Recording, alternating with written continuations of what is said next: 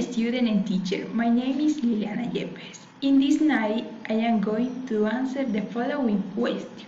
What would you do if you became the new Colombian president? Okay, this is an interesting question. If I became the new Colombian president, I will focus in the following aspects. First, higher education will be free. Second, if I became the new Colombian president, I would generate more budget for the school in order to get free and quality food to the student. Third, if I became the new Colombian president, I would generate most resources for the health. These are the principal things that I do if you became the new Colombian president. Okay, I see you. Bye.